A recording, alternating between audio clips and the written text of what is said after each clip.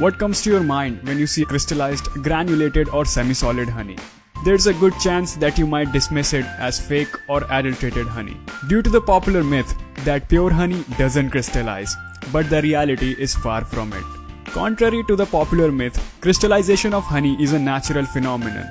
Natural honey after extraction from comb tends to crystallize sooner or later. The speed of crystallization depends on the source of flower from which honeybees collect nectar.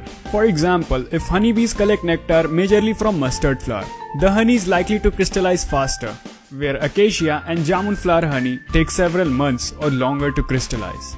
Crystallization is a process by which natural honey preserves itself and will not rot for ages. In fact, honey which was found in Egyptian pyramids was suitable for human consumption even after 3000 long years. And yes, that honey was in crystallized form. The irony is that in India even the educated class of consumers live with this myth. They perceive crystallized honey as fake and adulterated, in spite of clear instructions on the honey label. This myth has done so much damage that the availability of natural honey in the market has become scarce. People selling genuine honey feel discouraged, while people selling synthetic honey and denatured honey are flourishing. Most commercial brands avoid packing natural honey. They either denature honey through high heat ultrafiltration and by adding anti-granulating chemicals, or simply pack synthetic honey like high fructose corn syrup or rice syrup, which does not crystallize at all. According to the recent data, more than 90% of mustard honey produced in India is exported. The beekeepers who extract this highly beneficial honey find it hard to sell it to the consumers because of the prevailing myth about the crystallization. Therefore, the only choice left for them is to sell this honey to the exporters at low prices.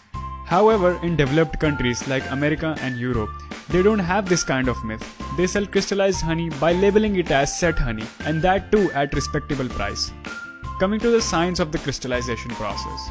Honey is a highly concentrated solution of monosaccharides called dextrose and levulose that constitute more than 70% of honey. When honey is present in clean wax comb, it is in the liquid form because honeybees maintain around 35 to 40 degrees of temperature. Once the honey is extracted from the comb, the dextrose, which is less soluble, tries to separate from the solution and form an anhydrous crystal, which is pale or white in color.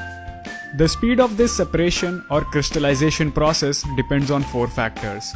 The major one is the source of the flower, as each flower has a different ratio of dextrose and levulose in their nectar. If the quantity of dextrose is more, honey is likely to crystallize much faster. If it is less, then the crystallization process may take several months or longer. Another major factor is the presence of dust, pollen and wax particle in honey. They can act as nuclei of crystallization and therefore help crystallize honey faster. Temperature also plays an important role, as the colder temperature speeds up the crystallization process. That is why every label of honey around the world reads, "Do not refrigerate honey." This is because refrigeration hastens the process of crystallization.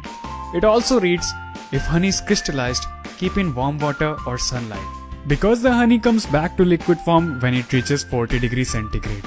Another factor is the period of immobility. Normally, if you're using honey daily, it will not crystallize because daily movement prevents crystals from settling down. But when it is left untouched, there is a very high chance that it will crystallize faster. The speed of crystallization affects the texture of crystallized honey.